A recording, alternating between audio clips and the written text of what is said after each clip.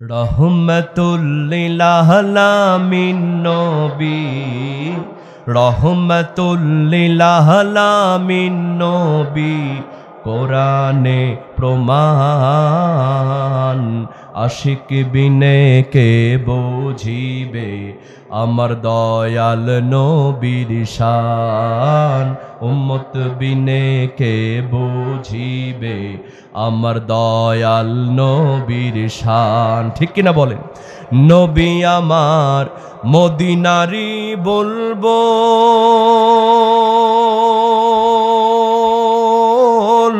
আমার আল্লাহ প্রেম কহরিয়া নামটি দিলেন মোহাম্মদ রাসূল। আল্লাহু আকবার বলেন, আমার সঙ্গে একটু বলেন না। নবী আমার মদিনারি বলবো, আমার আল্লাহ প্রেম কহরিয়া নামটি দিলেন মোহাম্মদ রাসূল। সেই নবীকে ভুল বুঝিলে, সেই নবীকে ভুল বুঝিলে থাকবে না ঈমান। আশিক বিনে কে বুঝিবে আমার দয়াল নবীর শান, উম্মত বিনে কে বুঝিবে আমার দয়াল নবীর। খালি বলতো খেলা হবে, খেলা হবে, পালাবো না। আসে না, বিদায় হয়েছে। কোথায় কালামানিক, কোথায় কাদের কাকা, কোথায় গেল ওই জালিমের গরম গরম কথা? ঠিক কিনা বলো মুসলমান? কোথায় আওয়ামী লীগ, কোথায় কাদের কাকা, কোথায় গেল ওই নেতাদের গরম গরম কথা? খেলা হবে, খেলা হবে, খেলা হবে বলে কাকাই গেল পালাইয়া। স্বৈরাচার পালাইছে দেশটা ছাড়িয়া, সকলের মুখে হাসি আসলো ফিরিয়া। ঠিক কিনা বলো মুসলমান? আমরা ওই টাকলাকেও সাবধান করেছিলাম, টাকলা শোনো, ও জালিম সরকারের নেতারা শোনো, তোমার চেয়ে বড় নেতা ছিল আবু জেহেল, আবু জেহেল টিকতে পারে নাই। তোমার চেয়ে বড় নেতা ছিল নমরুদ, নমরুদ টিকতে পারে নাই। তোমার চেয়ে বড় নেতা ছিল আবু জেহেল, আবু জেহেল টিকতে পারে নাই। তোমার চেয়ে বড় নেতা ছিল ফেরাউন, ফেরাউন টিকতে পারে নাই। বাংলার জমিনে ইসলামের বিরুদ্ধে ষড়যন্ত্র করে কোন জালিম নেতা টিকতে পারবে না, পারবে না, পারবে না। কথা বলেন ঠিক কিনা? চ্যানেলটি সাবস্ক্রাইব করে আমাদের সঙ্গেই থাকুন। আসসালামু আলাইকুম ওয়া রাহমাতুল্লাহি ওয়া বারাকাতুহু।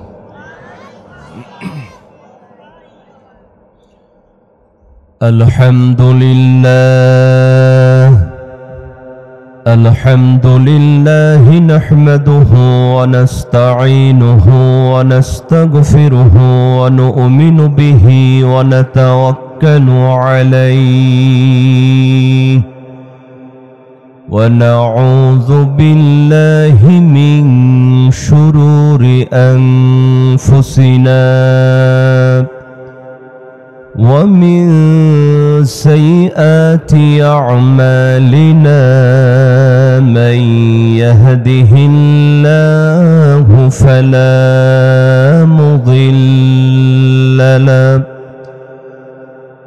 ওয়া মান ইউদ্লিল ফালা তাজিদ লাহু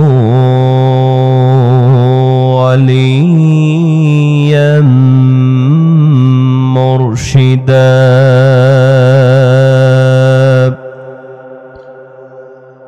নাশহাদু আন লা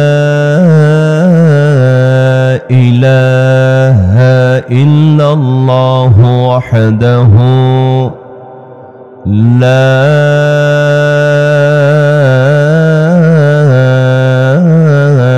শারীকা লাহু ওয়া নাশহাদু আন্না সাইয়্যিদানা ওয়া হাবিবানা মাওলানা মুহাম্মাদান আবদুল্লাহি ওয়া রাসূলুহু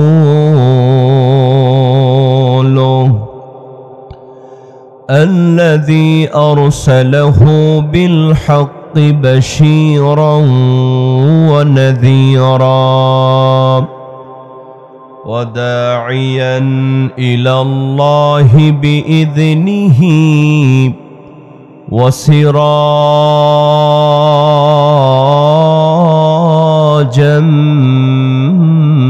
منيرا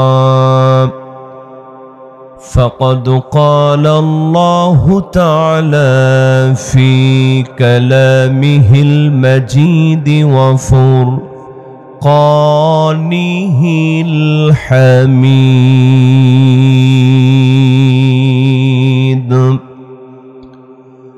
সকলে জবান খুলে পড়েন আউযু বিল্লাহি মিনাশ শাইতানির রাজিম বিসমিল্লাহির রাহমানির রাহিম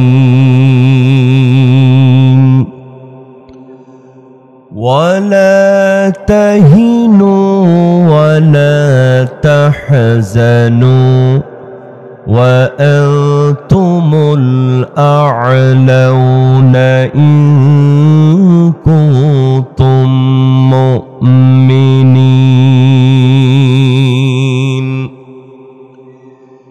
إن يمسسكم قرح فقد مس القوم قرح مثله وتلك الأيام نداولها بين الناس وليعلم الله الذين آمنوا ويتخذ منكم شهداء والله لا يحب الظالمين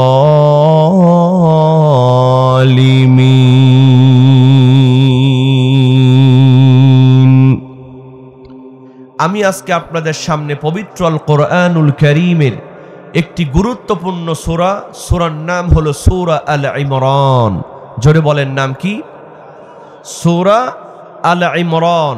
এই সূরা আল ইমরানের 139 এবং 140 নম্বর আয়াত তেলাওয়াত করেছি।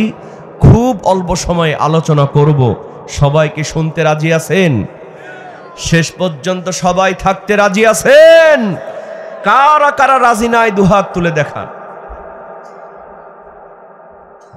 মুরব্বী মুরব্বী না দেখে হাত তুলতেছে, সমস্যা নাই। মুরব্বী মানুষ বুঝতে একটু কষ্ট হয়েছে, কথা বলেন ঠিক কিনা? যাক, আলহামদুলিল্লাহ, খুব খুশি হলাম যে আপনারা আমার দিকে মনোযোগী আছেন, বলেন আলহামদুলিল্লাহ। আমি আসার আগে অনেকেই বলেছেন হুজুর বিভিন্ন কণ্ঠে আপনার আজান শুনেছি, ওয়াজ শুনেছি, ইউটিউবে দেখেছি এগুলো শোনাবেন মক্কা মদিনা। আমি বলেছি সব হবে, তবে মোনাজাতের আগে। কিসের আগে? আগে কোরআন থেকে তাফসির হবে, কথা বলেন ঠিক কিনা? আল্লাহ কবুল করুক, বলেন আমিন। তাহলে সূরার নাম কি?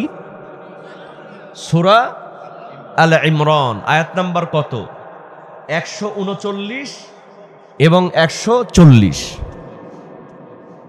আল্লাহ রাব্বুল আলামিন পবিত্র আল কোরআনুল কারীমের 3 নম্বর সূরা, সূরা আল ইমরানের 139 নম্বর আয়াতে জানায় দিলেন, ওয়ালা তাহিনু ওয়ালা তাহজানু ওয়া আনতুমুল আ'লাউনা ইন কুনতুম মুমিনিন। চিৎকার দিয়ে বলেন আল্লাহু আকবার। আল্লাহ রাব্বুল আলামিন বললেন, বান্দারি হতাশ হয়ো না, মন খারাপ করো না, চিন্তা করো না, টেনশন করো না। তোমরা যদি ঈমানদার হও আমি আল্লাহ তোমাদেরকে বিজয় দান করে দেব। জোরে জোরে কন্যা বাবা সুবহানাল্লাহ। বান্দারা হতাশ হও না, ভয় পেও না। শর্ত হলো একটা, যদি ঈমানদার হও ওয়া আনতুমুল আ'লাউন, আমি আল্লাহ বিজয় দান করে দিব। ইন কুনতুম মুমিনিন, তবে শর্ত হলো ঈমানদার হতে হবে। এরপরে আল্লাহ পাক বলছেন 140 নম্বর আয়াতের মধ্যে বলছেন, ইয়ামসাসুকুম করহুম ফাকাদ মাসাল কওমা করহুম মিসলু। চিন্তা করো না রে বান্দা, তোমাদের সামনে যারা আঘাতপ্রাপ্ত হয়েছে, এই যে আঘাতপ্রাপ্ত হয়েছে এটা নতুন নয়। তোমরা শুধু আঘাতপ্রাপ্ত হও নাই, আগের যারা ছিল তাদেরও কিন্তু আঘাত এসেছে। কথা বলেন ঠিক কিনা? আল্লাহ পাক এখানে বোঝাতে চাইলেন, বান্দা উহুদ যুদ্ধে 70 জন সাহাবী শহীদ হয়ে গেছে। সুতরাং চিন্তা করো না, টেনশন করো না। তোমাদের শুধু শহীদ হয়ে যায় নাই, ওই বদরের যুদ্ধে কাফের বেঈমানরা পরাজিত হয়েছিল। কথা কন ঠিক কিনা? এই বিজয় এবং পরাজয় এটা আসে এবং যায়। আল্লাহ বলছেন, অতিলকাল আইয়ামু নুদাবিলুহা বাইনান নাস। এই জয় এবং পরাজয় আল্লাহ পাক মানুষের মধ্যে নিয়ে আসেন। কেন? আল্লাহ রাব্বুল আলামিন বলেন, এই জয় এবং পরাজয়ের মধ্যে আল্লাহ পাক দেখতে চান ওয়া ইয়া'লামাল্লাহুল্লাযীনা আমানু। আল্লাহ পাক দেখতে চান তোমাদের মধ্যে কারা ঈমান এনেছে। ওয়া ইয়াত্তাখিযা মিনকুম শুহাদা, আর তোমাদের মধ্যে কারা শহীদ হয়ে গেছে। এটা দেখার জন্য আল্লাহ পাক জয় এবং পরাজয় দান করেন। কথা কন ঠিক কিনা? শেষ কথা আল্লাহ বললেন, ওয়াল্লাহু লা ইউহিব্বুয যালিমিন, আর আল্লাহ জালিমদেরকে ভালোবাসে না। কথা কন ঠিক কিনা? এই হয়ে গেল সরল অনুবাদ। এবার আবার প্রথম দিকে চলে যাই। আল্লাহ পাক বললেন, ওয়ালা তাহিনু ওয়ালা তাহজানু ওয়া আনতুমুল আ'লাউনা ইন কুনতুম মুমিনিন।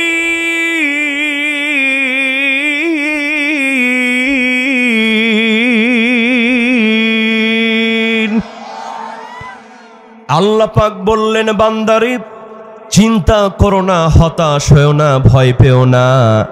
তোমরা যদি মুমিন হও আমি আল্লাহ তোমাদেরকে বিজয় দান করব।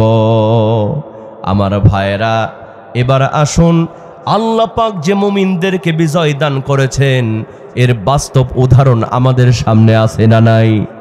জোরে বলেন, আছে না নাই? বিশ্বাস করেন মুসলমান, ওই কাদেশিয়ার প্রান্তরের দিকে তাকান। সাদ বিন আবু ওয়াক্কাস রাদিয়াল্লাহু তাআলা আনহু টাইগ্রিস নদীর সামনে দাঁড়ায় বললেন, ও মুসলমানেরা, তোমরা কি ইসলামের সীমারেখা এ পর্যন্ত রাখতে চাও, না নদীর ওপারেও নিয়ে যেতে চাও?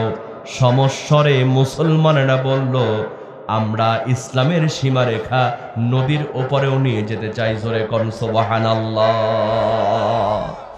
সাদ বিন আবু ওয়াক্কাস রাদিয়াল্লাহু তাআলা আনহু বললেন, ও মুসলমান মুজাহিদরা শোনো, তাহলে আর বসে থাকার দরকার নাই, চলো এই নদীর বুকে আমরা ঝাঁপায় পড়ি। জোরে কোন আল্লাহু আকবার। শ্রাবণের কুলকুল নদী বয়ে চলেছে, বিশাল খরস্রোত নদী।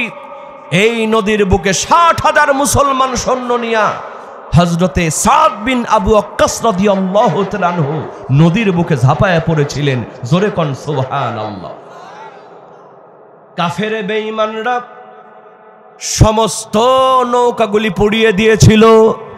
ওই যে নদীর স্রোতের মধ্যে মুসলমানরা পার হয়ে গেলেন। আমার ভাইয়েরা, সাদ বিন আবু ওয়াক্কাস রাদিয়াল্লাহু তাআলা আনহু বললেন, ও আমার মুসলিম মুজাহিদরা শোনো, এই যে প্রচন্ড ঢেউয়ের মধ্যে তোমরা পার হয়েছ, তোমাদের সঙ্গের জিনিস কারো কি হারায় গেছে নাকি?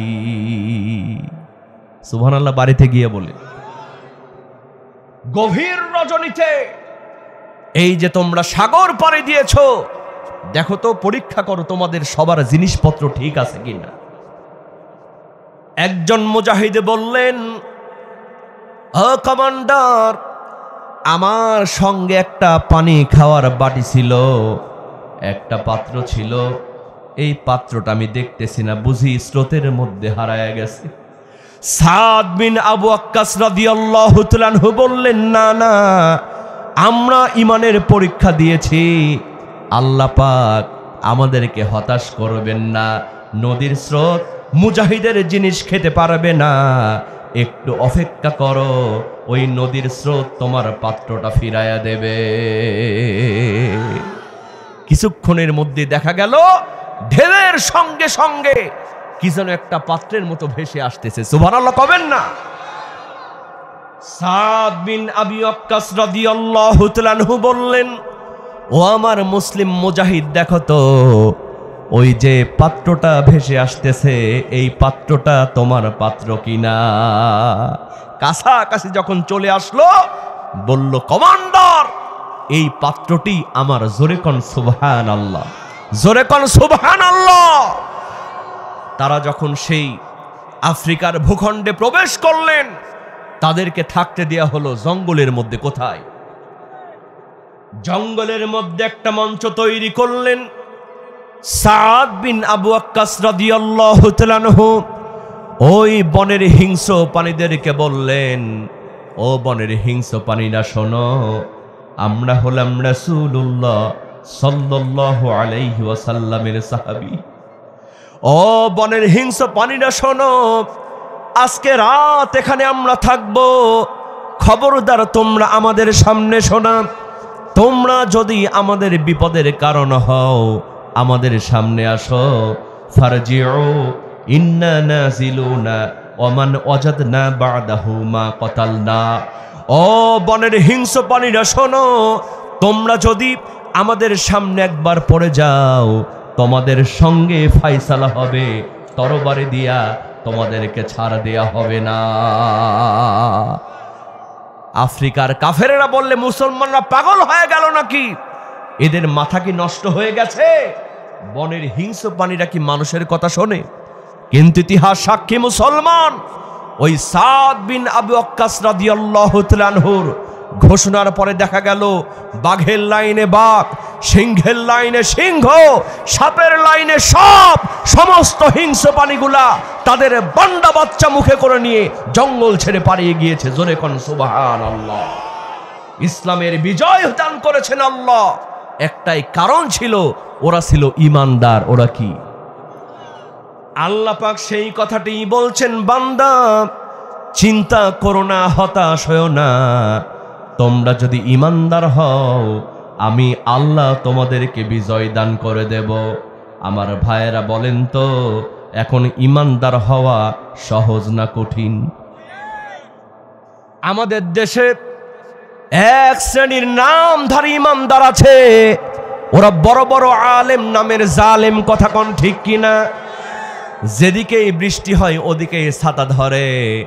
ওই বিগত সরকারের জালিম সরকারকে, বিগত সরকারের আমলে ওই জালিম সরকারকে বাংলাদেশের অনেক আলেম জান্নাতি বলে ফতোয়া দিয়েছিল। কওমিরা দিয়েছিল কওমি জননী। নাউজুবিল্লাহ কবেন না। যেদিকেই বৃষ্টি হয় ওদিকেই ছাতা ধরতো। ওরা মনে করতো আমরা তো বড় আলেম। বিশ্বাস করেন মুসলমান, ওরা আসলে আলেম নয়, ওরা হলো তরকারি মার্কা জালেম। কি মার্কা? মনে করছিল নিজে বাঁচলে বাপের নাম, কিন্তু আসল খেলা খেলেন কে বলেন তো? আপনাদের এখানে পুকুর আছে না? পুকুর, এই পুকুরের মধ্যে দেখবেন যখন বড় বড় রুই কাতলা হয়ে যাবে, এই বড় বড় রুই কাতলা ধরার জন্য পুকুরের মালিক প্রথমে বড় ফুটাওয়ালা জাল নিয়ে আসে। কথা বলেন ঠিক কিনা? ওই জালটা যখন পুকুরের মধ্যে ফেলে, বড় বড় রুই কাতলা ওই জালের মধ্যে আটকা পড়ে যায়। কথা বলেন ঠিক কিনা? কিন্তু ওই জালের ফুটা দিয়া কিছু পোনা মাছ, জাটকা মাছ পালিয়ে যায় কি যায় না? ওরা চিন্তা করে যাক বাঁচা গেল, বড় হুজুরদেরকে ধরেছে, আমরা তো মিলাদ পড়ায় খাই, আমাদের কোনো টেনশন নাই। আমার ভাইয়েরা বলেন তো, ওই পুকুরের মধ্যে এখনো কোন কোন হুজুর আছে ওই পুকুরের মালিক কি জানে না? জানে না?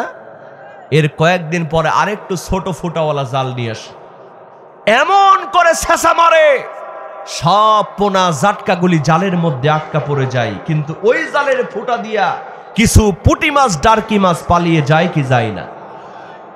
ওরা চিন্তা করে যাক বাঁচা গেল, বড় হুজুরদেরকে ধরেছে, মেজা হুজুরদেরকে ধরেছে, আমরা তো শুধু মিলাদ পড়ায় খাই, আমাদের কোনো টেনশন নাই।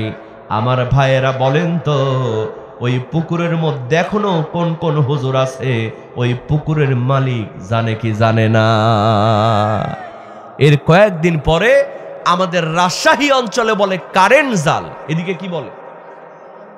এই কারেন্ট জাল নিয়ে শিব এমন করে ছেঁচা মারে, কিসের পুটি কিসের ডারিকা সব কিন্তু জালের মধ্যে আটকা পড়ে যায়। কিন্তু বলেন তো মুসলমান, ওই জালের মধ্যে যত পুটি ডারকা আটকায় গেল, কিন্তু কাদার মধ্যে আরো কিছু পীর সাহেব আছে না নাই? স্যাং মাছ, গুছি মাছ, ব্যাম মাছ, ওরা চিন্তা করে যাক বাঁচা গেল, সবগুলারে ধরছে। আমরা তো খানকা বানায় বসে আছি, মাঝে মধ্যে জিকির করতে করতে লাভ দিয়ে উপরে উঠি, আবার খানকার মধ্যে ঢুকি। কি বলেন, এরকম কিছু প্লেয়ার আছে না? করতে করতে বাঁশ ধরে একবারে গাছের উপরে, প্যান্ডেল উপরে উঠে যায়। জিকির করতে করতে গাছের মধ্যে উঠে বসে, দেখবেন আম গাছে উঠে, জাম গাছে উঠে, ভুল করেও খেজুর গাছে ওঠে না, কারণ জানে ওখানে কাঁটা আছে। কথা কোন ঠিক কিনা?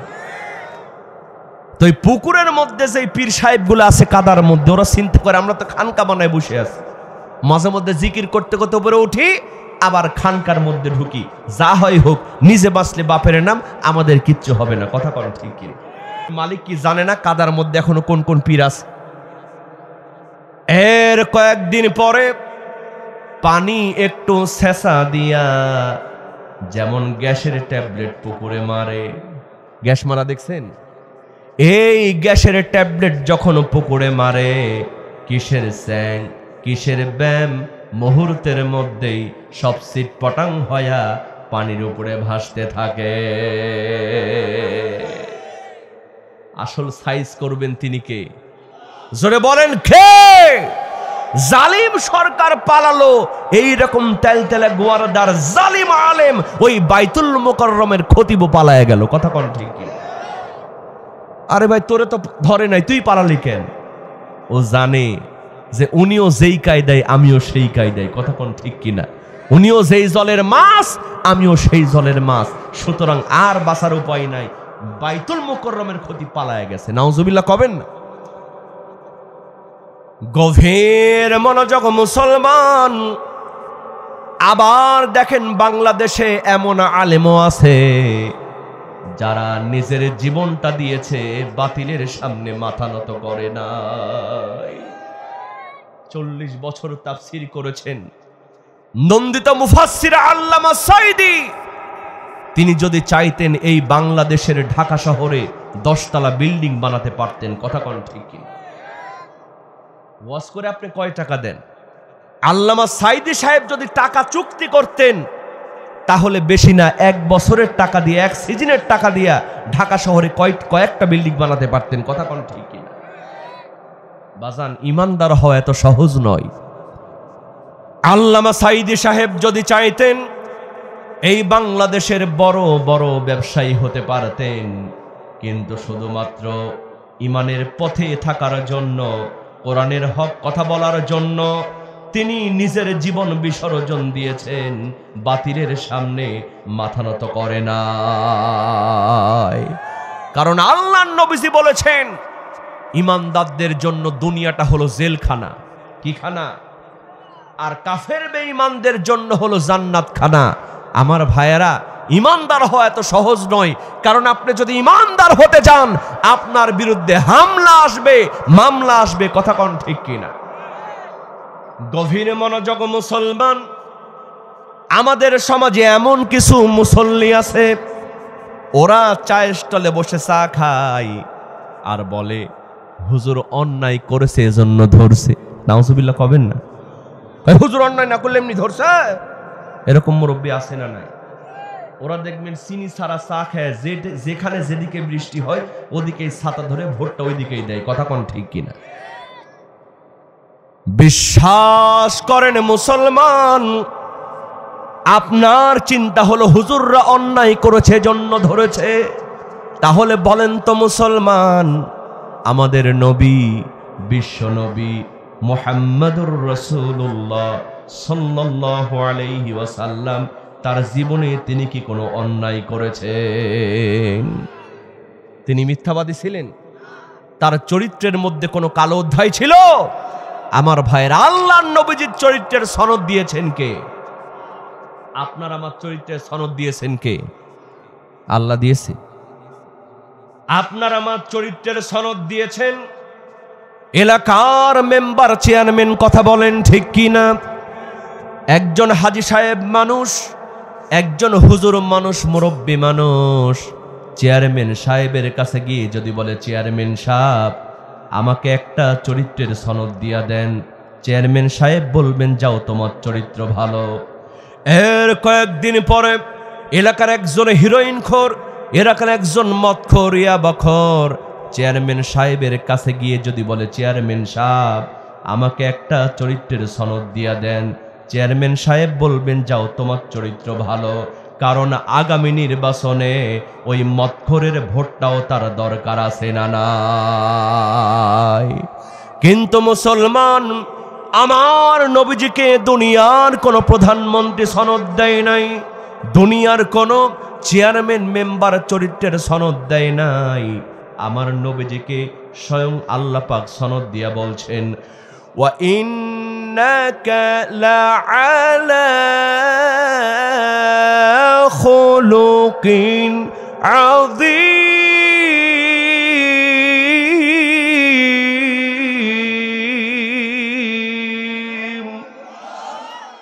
ও নবী, আপনি হলেন উত্তম চরিত্রের উপরে আদিষ্ট। আমার ভাইয়েরা বলেন তো, এই চরিত্রের সার্টিফিকেট দিয়েছেন কে? সেই নবীজিকে জেল খাটা লাগছে কি লাগে নাই? তার বিরুদ্ধে হামলা মামলা হয়েছে কি হয় নাই? আল উলামাউ ওয়ারাসাতুল আম্বিয়া। নবীরা যদি জেল খাটে, এই দেশের সারা পৃথিবীর যারা প্রকৃত আলেম ওরাই জেল খাটবে। কথা কোন ঠিক কিনা? আর আপনি এমন পীর সাহেব হয়ে গিয়েছেন যে আপনার শরীরে একটা পিন ফুটালে রক্ত বের হয়। ওরে বাপরে বাপ, কি পীর! কয় জীবনে আমাদের পীর সাহেব কোনো হামলা মামলা হয় নাই, ওইটাই হলো আসল শয়তান। কথা কোন ঠিক কিনা? ও হলো গোল আলু, যেদিকে বৃষ্টি হয় ওদিকেই ছাতা ধরে। কথা কোন ঠিক কিনা?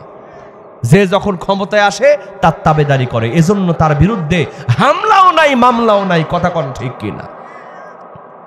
গভীর মনোযোগ মুসলমান, দেখেন ইমানদার হলে আল্লাহ পাক কেমন করে বিজয় দান করেন। আমার ভাইয়েরা, আল্লাহর নবীজির বিরুদ্ধে ষড়যন্ত্র হলো। আল্লাহর নবীজির বিরুদ্ধে ষড়যন্ত্র কিন্তু জন্মের পরেই শুরু হয় নাই, 40 বছর পরে আল্লাহর নবীজির বিরুদ্ধে ষড়যন্ত্র হয়েছে। কয় বছর পরে? আরো জোরে বলেন, কয় বছর পরে? 40 বছর পরে। এই দেশেও দেখবেন আল্লামা সাইদি, তার বিরুদ্ধে কিন্তু প্রথমেই হামলা মামলা হয় নাই। কথা কোন ঠিক কিনা? 40 বছর যিনি কোরআনের তাফসীর করার পরে তার বিরুদ্ধে হামলা মামলা হয়েছে। কথা কোন ঠিক কিনা?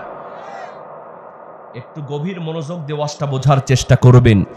যেই কাফের বেঈমানরা আল্লাহর নবীজিকে আল আমিন উপাধি দিল, ওরাই আবার 40 বছর বয়স, আল্লাহর নবীজির যখন বয়স 40 বছর, ওরাই আবার আল্লাহর নবীজিকে বানায় দিল রাজাকার। কথা কোন ঠিক কিনা? গভীর মনোযোগ মুসলমান, এর কারণটা কি?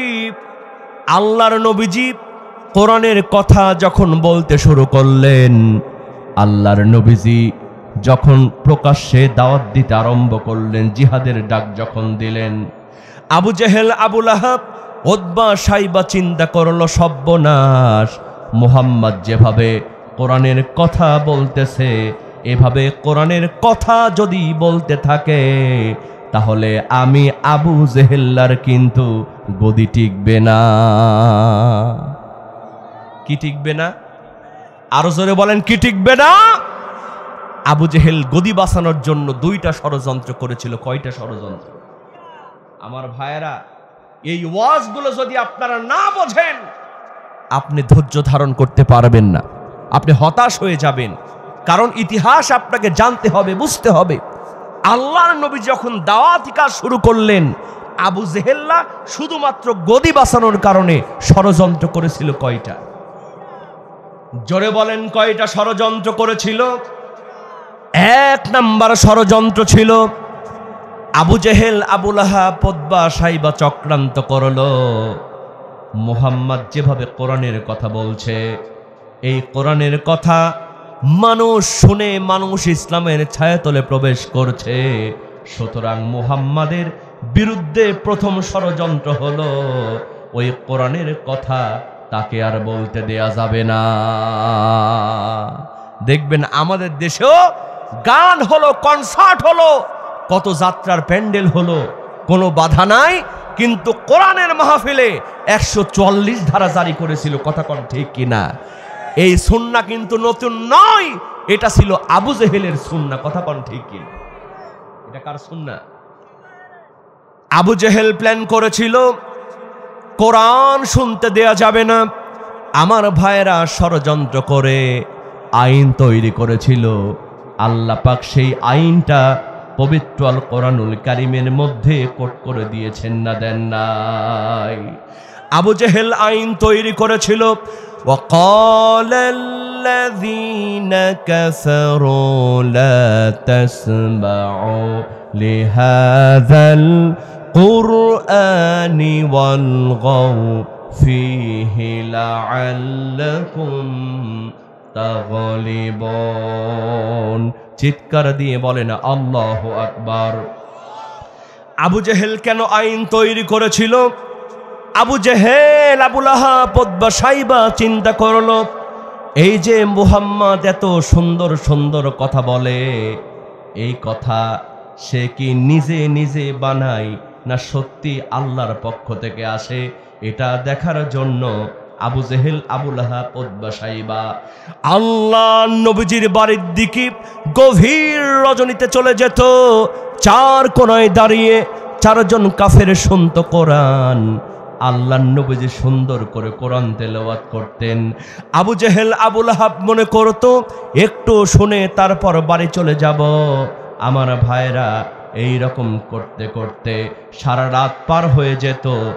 বাড়ি যাওয়া তো দূরের কথা, দাঁড়ানো থেকে বসার সময়টুকু তারা পেত না। দাঁড়ানো থেকে যে বসবে এই টাইমটাও পেত না। কারণ কোরআনটা শুনতে ভালো লাগে না খারাপ লাগে? এই পৃথিবীতে যত গান আছে, যত কবিতা আছে, আপনি 1 বার শোনেন, 2 বার শোনেন, 3 বারের বেশি আর ভালো লাগে না। কথা কোন ঠিক কিনা? আমরা যখন খুব ছোট ছিলাম, বাংলাদেশে একটা গান আসছিল, আকাশেতে লক্ষ তারা চাঁদ কিন্তু একটা রেইয়া, আসছিল না? এরপরে আবার আসলো পরে না চোখের পলক। যুবকেরা রাস্তাঘাটে জ্ঞান হারানো শুরু করলো, ওইটাও চলে গেল। এরপর আসলো ও প্রিয়া তুমি কোথায়, ওইটাও চলে গেল। এরপরে আসলো মানিকে মাঙ্গে হিতে, এটাও কয়েকদিন চলে গেল। এরপরে যে গত 1 বছর আগে যেখানে যায় খালি কাঁচা বাদাম, পায়ের তোরা হাতের চোরে থাকে যদি সিটি গোলের চেন দিয়ে যাবেন, তাতে সমান সমান বাবা বাদাম পাবেন। কি যে একটা অবস্থা, যেখানে যান খালি বাদাম আর বাদাম। বলেন তো মুসলমান, ওই বাদামটা আছে না বিদায় হইছে? গভীর মনোযোগ মুসলমান, আমি হাসির জন্য বলতেছি না। এই পৃথিবীতে যত গান আছে, যত কবিতা আছে, আপনি 1 বার শোনেন, 2 বার শোনেন, 3 বারের বেশি আর ভালো লাগে না। কিন্তু বলেন তো মুসলমান, 5 ওয়াক্ত নামাজের মধ্যে পবিত্র আল কোরআনুল কারীমের সূরাতুল ফাতিহা ইমাম সাহেব প্রতিদিন তেলাওয়াত করে কি করে না? একজনও মুসল্লি কি পেয়েছেন হুজুর? আর সূরা ফাতিহা শুনতে ভালো লাগে না, আজকে না হয় অন্য সূরা দিয়া নামাজ শুরু করে। কেউ বলেছে? কেউ বলেছে? কারণ আল্লাহ বলছেন ওয়াইদা তুলিয়াত আলাইহিম আয়াতুহু যাদাতহুম ঈমানা, ঈমানদার হবে যারা, যখন তাদের সামনে কোরআন তেলাওয়াত হবে তাদের ঈমানটা বাড়ায় দেন কে? জোরে বলেন কে? আবু জেহেল আবু লাহাব ষড়যন্ত্র করে কোরআন বন্ধ করতে পারে নাই। ওই জালিম সরকারও চেষ্টা করেছিল, কিন্তু কোরআনের মাহফিল কি বন্ধ করতে পেরেছিল? শেষ পর্যন্ত বক্তাদের লিস্ট পর্যন্ত করল। এত চোর বাটপার ঘুরে বেড়ায়, তাদের লিস্ট হয় না, কিন্তু বাংলাদেশে ধরে ধরে বক্তাদের লিস্ট হয় কারা জালিম সরকারের বিরুদ্ধে কথা বলে। কথা কোন ঠিক কিনা? খালি বলতো খেলা হবে, খেলা হবে, পালাবো না। আসে না বিদায় হয়েছে।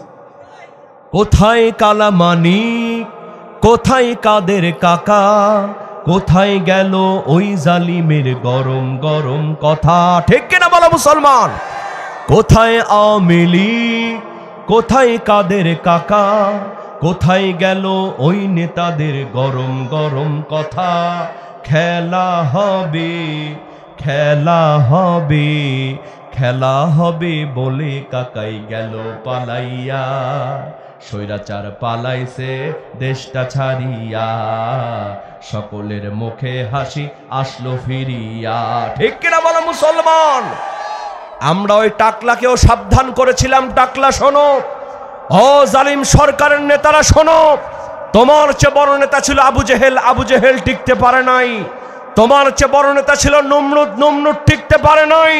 তোমার চেয়ে বড় নেতা ছিল আবু জেহেল, আবু জেহেল টিকতে পারে নাই। তোমার চেয়ে বড় নেতা ছিল ফেরাউন, ফেরাউন টিকতে পারে নাই। বাংলার জমিনে ইসলামের বিরুদ্ধে ষড়যন্ত্র করে কোন জালিম নেতা টিকতে পারবে না, পারবে না, পারবে না। কথা বলেন ঠিক কিনা? সাহায্য করবেন কে? আরো জোরে বলেন কে? আল্লাহর নবীজির কোরআন পড়া, কোরআন প্রচার করা বন্ধ করতে পারে নাই আবু জেহেল। এবার দ্বিতীয় ষড়যন্ত্র করল। নাউজুবিল্লাহ কবেন না? গভীর মনোযোগ মুসলমান। আবু জেহেল 2 নম্বর ষড়যন্ত্র করলো। কোরআনুল কারীম তো বন্ধ করা গেল না, এবার মুহাম্মদ বিন আব্দুল্লাহর নামে যদি একটা হামলা মামলা দেয়া যায়, ওই মুহাম্মদকে একটা বার যদি জেলের মধ্যে ভরা যায়, তাহলে আর ইসলামের আলো জ্বলবে না।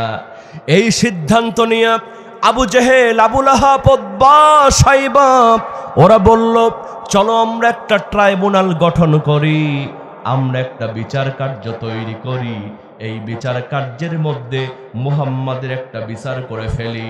কিন্তু সমস্যা হলো, এই ট্রাইব্যুনালের বিচারক হবে কে? কারণ এই মক্কা নগরের সমস্ত বিচারক জানে আল্লাহর নবীজির মতো এত চরিত্রবান মানুষ আকাশ আর জমিনের মধ্যে কেউ নাই। জোরে জোরে কন্যা বাবা সুবহানাল্লাহ। ওরা জানতো কিন্তু মানতো না। বিশ্বাস করেন, এই বাংলাদেশের সকল জালিম নেতারা জানে আল্লামা সাইদি, আল্লামা মামুনুল হক, মুফতি আমির হামজা, রফিকুল ইসলাম মাদানী, এদের দ্বারা ইসলামের ছায়া, ইসলামের কথাগুলি প্রকাশ হয়। এরা ইসলামকে টিকায় রাখছে। এরা কোনোদিন মানুষের অন্যায় করতে পারে না, এটা ওই নেতারা ভালো করেই জানতো, কিন্তু ওরা মানতো না। একটাই কারণে ওদের নামে হামলা মামলা দিত, যাতে করে ওদের গদিটা টিকে থাকে। কথা কোন ঠিক কিনা? আবু জেহেলের ষড়যন্ত্র ছিল যে মুহাম্মাদের একটা বিচার করতে পারলে, হামলা দিয়ে একবার মামলা দিয়ে জেলের মধ্যে ঢুকাতে পারলে আর কোরআনের বাণী প্রকাশ করতে পারবে না, আমরা নির্দ্বিধায় গদির মধ্যে বসে থাকব। কিন্তু সমস্যা হলো বিচার করবে কে? সব বিচারক জানে আল্লাহর নবীজির মতো ভালো মানুষ আকাশ আর জমিনের মধ্যে কেউ নাই। জোরে কোন সুবহানাল্লাহ। আবু জেহেলের ষড়যন্ত্র থেমে থাকলো না। আবু জেহেল চিন্তা করলো, মক্কা নগরীর বিচারক নয়, এমন একজন বিচারক নিয়ে আসব, প্রয়োজনে বিদেশ থেকে ভাড়া করে বিচারক আনব, এমন একজন বিচারক দিয়া বিচারটা করায় দেব যে মুহাম্মদ সম্পর্কে ভালো করে জানে না। আমার ভাইয়েরা লক্ষ্য করে দেখবেন, আল্লামা সাইদি সাহেব পিরোজপুরে তিনি থাকেন, তার জন্ম পিরোজপুরে। পিরোজপুরের মানুষজন তিনি যুদ্ধ অপরাধী জানে না, কিন্তু ওই জালিম সরকার বিদেশ থেকে ভাড়া করে সাক্ষী এনে সাক্ষী দিয়েছিল। কথা কোন ঠিক কিনা? ভাড়া করে সাক্ষী আনা, ভাড়া করে বিচারক আনা, এটা কিন্তু সুন্নতটা হলো আবু জেহেলের। কথা কোন ঠিক কিনা? আবু জেহেল কি করলো? ষড়যন্ত্র করে বিদেশি বিচারক হাবিব বিন মালিক, জোরে বলেন নাম কি? ইয়েমেনের বিচারক এই হাবিব বিন মালিকের কাছে একটা পত্র লিখে দিল, ও হাবিব বিন মালিক, আপনি আসেন, এই মক্কা নগরীতে মুহাম্মদ নামক একজন সন্ত্রাসী বের হয়েছে। নাউজুবিল্লাহ কবেন। আল্লাহর নবীজিকে রাজাকার বানায় দিয়া, আল্লাহর নবীজিকে সন্ত্রাসী মিথ্যাবাদী বানায় দিয়া আবু জেহেল সুন্দর করে পত্র লিখে দিল, ও হাবিব বিন মালিক, আপনি তো বড় বড় বিচার করেন, আপনি মক্কা নগরীতে এসে এই মুহাম্মাদের একটা বিচার করে দিয়ে যান। বন্ধুরা আমার, কিতাবের মধ্যে এসেছি ওই ইয়েমেনের বিচারক হাবিব বিন মালিক আল্লাহর নবীজির বিচার করার জন্য একজন নয়, দুইজন নয়, তিনজন নয়, 22,000 সৈন্য নিয়ে মক্কা নগরীতে প্রবেশ করেছে। জোরে জোরে কন্যা বাবা নাউজুবিল্লাহ। গভীর মনোযোগ মুসলমান, আবু জেহেল, আবু লাহাব, উতবা, শাইবা ওরা চিন্তা করলো এই বিচারটা একটু স্পেশাল বিচার হওয়া দরকার, এজন্য একটা বিচার কার্য তৈরি করলো। ওই বিচার কার্য আবু জেহেল তৈরি করেছিল, আর জালিম সরকার তৈরি করলো আন্তর্জাতিক অপরাধ ট্রাইব্যুনাল। নাম আলাদা, মডেল আলাদা, কিন্তু কোম্পানি কিন্তু একই। কথা কোন ঠিক কিনা? সিলসিলা সিস্টেমটা একই। বিচার কার্য তৈরি করার পরে আবু জেহেল, আবু লাহাব, উতবা, শাইবা ওরা একটা মঞ্চ তৈরি করলো, বিশাল বড় মঞ্চ তৈরি করলো। আবু জেহেল মঞ্চের মধ্যে 2টা চেয়ার বসালো। জোরে বলেন কয়টা চেয়ার? একটা হলো স্বর্ণের চেয়ার, আর একটা হলো রৌপের চেয়ার। এই বিচার কার্য তৈরি করার পরে, 2টা চেয়ার বানানোর পরে আবু জেহেল প্ল্যান করলো ওই স্বর্ণের চেয়ারে বিদেশি বিচারক হাবিব বিন মালিককে বসাবে, আর রৌপের চেয়ারে আবু জেহেল নিজে বসবে, আর আল্লাহর নবীজিকে দাঁড়ায় দাঁড়ায় জব্দ করবে। জোরে জোরে কন্যা বাবা নাউজুবিল্লাহ। আল্লাহ রাব্বুল আলামিন বললেন, নবী চিন্তা করবেন না, টেনশন করবেন না, ওই আবু জেহেল যতই আপনার জন্য চেয়ার না রাখুক না কেন, আমি আল্লাহ পাক আপনাকে ওই স্বর্ণের চেয়ারে বসায়া ছাড়ব। চেয়ারের মালিক কে? চেয়ারের মালিক কে? তবে শর্ত হলো নবী আপনাকে পরীক্ষা দেওয়া লাগবে। সুবহানাল্লাহ কবেন না? প্রতিনিয়ত সাহাবারা পরীক্ষা দিয়েছেন। আপনি আল্লাহর নবীজি যে সময় হিজরত করবেন, দেখেন কত কঠিন একটা মুহূর্ত। চারিদিকে শত্রুতা ঘিরে ফেলেছে। আল্লাহর নবী মুহাম্মদ বিন আব্দুল্লাহকে কাফের বেঈমানরা মেরে ফেলবে, প্ল্যান করে বাড়ি ঘিরে ফেলেছে। এই যে বাড়ি ঘিরে ফেলা, এই সুন্নতটাও কিন্তু আবু জেহেলের সুন্নাত। কত মজলুম নেতা, নামাজি মানুষ, বাড়িতে কোনো অস্ত্র শস্ত্র নাই, তাকে ধরার জন্য ওই জালিম সরকার 500 পুলিশ দিয়ে দিছিল। কথা কোন ঠিক কিনা? মুফতি কাজী ইব্রাহিম, এত বড় একজন জগৎ বিখ্যাত আলেম, তার বাড়িও এই যে দলে দলে পুলিশ দিয়ে ঘেরাও করে তাকে অ্যারেস্ট করেছিল। মনে হয় বাংলাদেশের সবচেয়ে বড় সন্ত্রাসীকে অ্যারেস্ট করতেছে। এই যে বাড়ি ঘেরাও করা, এই সুন্নাহটা কার? আবু জেহেলে। হিজরতের সময় আল্লাহর নবীজির কোনো অস্ত্র নাই, কিচ্ছু নাই, গোটা বাড়ি ঘিরে ফেলেছে। আল্লাহর নবীজিকে বললেন, নবী আপনি হতাশ হবেন না, এই মুহূর্তে আপনি হিজরত করেন। আল্লাহর নবী আস্তে করে ঘুম থেকে জাগ্রত হলেন। হযরতে আলী রাদিয়াল্লাহু তাআলা আনহু শুয়ে আছেন। আল্লাহর নবীজি বললেন, আলী তুমি আমার চাদর গায়ে দিয়া তুমি আমার বিছানার মধ্যে ঘুমাও, আমি হিজরত করতে চললাম। আল্লাহ পাক আমাকে অর্ডার করেছেন, মদিনায় যাওয়ার জন্য বলেছেন। হযরত আলী রাদিয়াল্লাহু তাআলা আনহু বলছেন, প্রাণের নবী, আপনার বিছানায় আপনার চাদর গায়ে ঘুমায় থাকবো। পরের দিন সকালবেলা আমি আলীকে নবী মনে করে টুকরো টুকরো করে ফেলে দিবে কাফের বেঈমান। ও নবী, আমার কোনো দুঃখ নাই, বরং আমার মনের মধ্যে এটাই তৃপ্তি থাকবে যে আমি আলীর জীবনের বিনিময়ে আল্লাহর নবী দুনিয়ায় বেঁচে আছে। নবী, আপনি যেমনে বলবেন তেমনেই হবে। আল্লাহর নবীজির চাদর গায়ে দিয়ে আল্লাহর নবীজির বিছানার মধ্যে হযরতে আলী ঘুমায় আছেন। সুবহানাল্লাহ কবেন।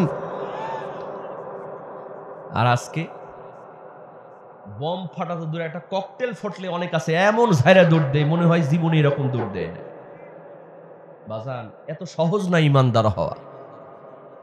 আল্লাহর নবী ঘর থেকে বের হবেন, আল্লাহ পাক বললেন, নবী আপনি চিন্তা করবেন না, আপনার চতুর্দিক ঘেরাও করে ফেলেছে।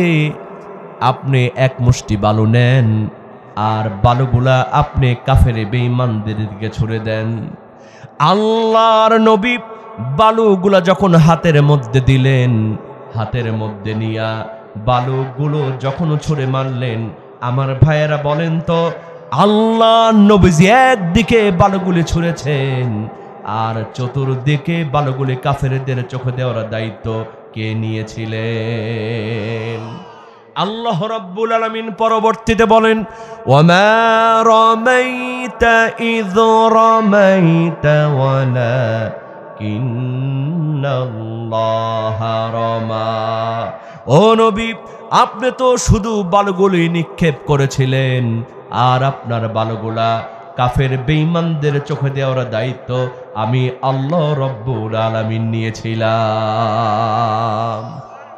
আল্লাহ বলেন, وَكَانَ حَقًّا عَلَيْنَا نَصْرُ الْمُؤْمِنِينَ।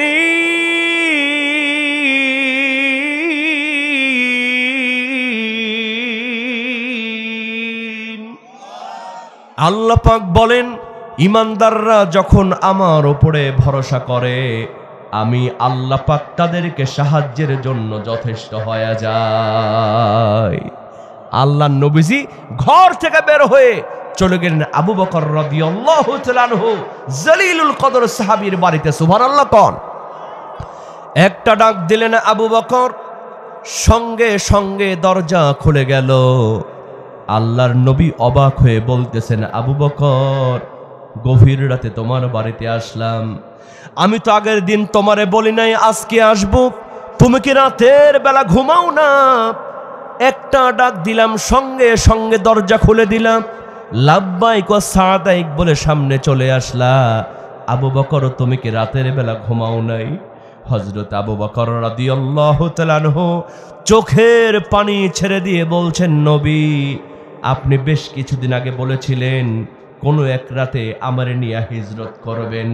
আমি চিন্তা করলাম, আমি যদি রাতের বেলা ঘুমায় যাই আর আপনি নবী এসে যদি ডাকাডাকি করেন, তাহলে তো আপনার কষ্ট হয়ে যাবে, নবীকে কষ্ট দেওয়া হয়ে যাবে।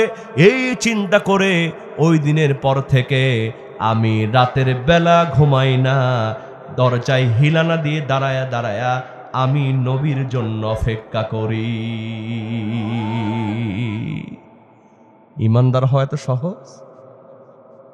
আর আমাদের দেশে একটু মিছিল মিটিং হলে, ইসলামী আন্দোলনের কর্মীরা যখন মিছিলে যায়, মুরব্বী নামাজ পড়তে পড়তে কপালে কালো দাগ করে ফেলেছে, ছেলেকে বলে, বাবা ওদিকে যাস না, বিপদ হতে পারে, গুলি লাগতে পারে। আছে না নাই? মিছিল মিটিং এ যেতে দেয় না, ইসলামী আন্দোলন করতে দেয় না, ভয় পায় যে বাবা ওইদিকে যাওয়ার দরকার না, ওইদিকে যারা করতেছে করু, করা মরে মরুক, তুই নিজে বাঁচলে বাপের নাম, আজকের পর থেকে তুই ঘর থেকে বের হবি না। এরকম মুরব্বী আছে না নাই? ও মুরব্বী, তোমার কপালে দাগ পড়তে পারে, তোমার নামাজ আল্লাহর দরবারে কবুল হয় না। টুপি জুব্বা পরিহিয়া,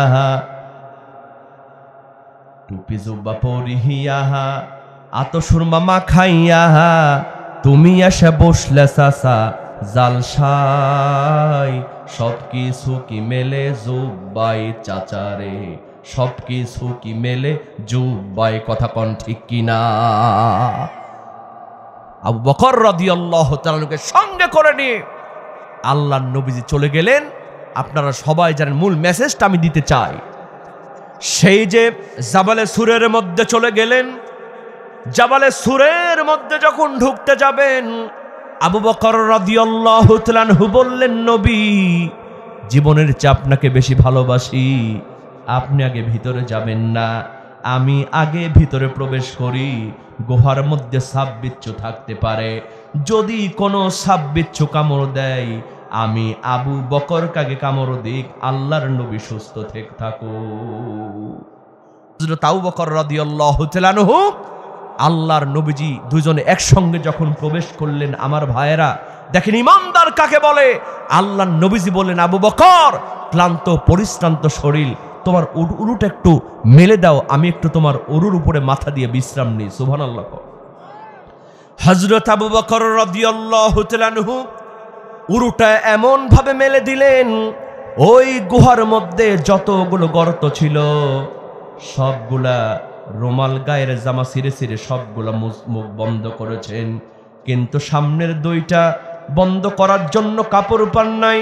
হযরতে আবু বকর রাদিয়াল্লাহু তাআলা আনহু পাটা সোজা করে দিয়া ওই গর্তের মুখের মধ্যে নিজের পাটা দিয়েছে। আল্লাহর নবীজি উরুর মধ্যে ঘুমায়া গেছে। এমন সময় হযরত আবু বকর রাদিয়াল্লাহু তাআলা আনহুর চোখ দিয়ে পানি ঝরতেছে। আল্লাহর নবীজির গাল মুবারকের মধ্যে পানিগুলি পড়ল। আল্লাহর নবীজি জাগ্রত হয়ে গেলেন, বললেন, আবু বকর, কিসের জন্য তুমি কাঁদতেছ? বাড়ির কথা বুঝি মনে পড়ছে নাকি? বাজান, ইমানদার কে কাকে বলে, কত প্রকার কি কি দেখেন। হযরত আবু বকর বলছেন, ইয়া রাসূলুল্লাহ, যেদিন থেকে ঈমান এনেছি আমি আবু বকরের চাইতেও আপনি নবীজিকে বেশি ভালোবাসি। জোরে কোন সুবহানাল্লাহ। ও নবী, বাড়ির জন্য কাঁদতেছি না, বিষাক্ত সাপে দংশন করেছে জন্য কাঁদতেছি। আল্লাহর নবীজি সঙ্গে সঙ্গে দেখতে পেলেন, ওই যে দুইটা ফুটার মধ্যে পা দিয়াছিল, ওখানে বিষাক্ত সাপে দংশন করেছে। আল্লাহর নবী সঙ্গে সঙ্গে তার থুতু মোবারক ওই কাটা জায়গার মধ্যে দিয়া দিলেন। সঙ্গে সঙ্গে হযরতে আবু বকর রাদিয়াল্লাহু তাআলা আনহুর পা আগের চাইতে সুন্দর হয়ে গেল। মুহূর্তের মধ্যেই ব্যথা দূর হয়ে গেল। আল্লাহর নবীজি বলেন, আবু বকর, প্রথম যখন তোমারে কামড় দিল তখন কেন তুমি আমারে বললা না? তাহলে তো তোমারে এত কষ্ট পেতে হতো না। সুবহানাল্লাহ কবেন না? হযরত আবু বকর রাদিয়াল্লাহু তাআলা আনহু বলেন, নবী, ও নবী, আপনি তো আমার উরু উপরে মাথা দিয়ে ঘুমাচ্ছেন, সাপে আমার পায়ে দংশন করেছে নবী। ও নবী, এটা তো আমার পা জ্বলে পুরো ছারখার হয়ে যাচ্ছে নবী। ও নবী, এই সাপের বিষের যন্ত্রণায় আমার কলিজা যদি জ্বলে পড়ে ছারখার হয়ে যেত। ও নবী, আপনি আমার উরুর উপরে ঘুমাচ্ছেন, আমি আবু বকর আপনারে ডাকতে পারতাম না, আমার জীবন চলে যেত, আমি আবু বকর আপনাকে ডাকতে পারতাম না। কারণ নবী, আমি যদি আপনারে ডাকি তাহলে আপনার কষ্ট হয়ে যাবে। জোরে কোন সুবহানাল্লাহ। রহমাতুল লিল আলামিন নবী, রহমাতুল লিল আলামিন নবী, কোরআনে প্রমাণ, আশিক বিনে কে বুঝিবে আমার দয়াল নবীর শান, উম্মত বিনে কে বুঝিবে আমার দয়াল নবীর শান। ঠিক কিনা বলেন? নবী আমার মদিনারি বলবো,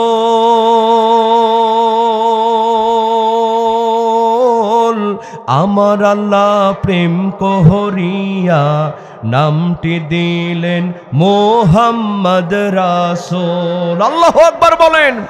আমার সঙ্গে একটু বলেন না, নবী আমার মদিনারি বলবো,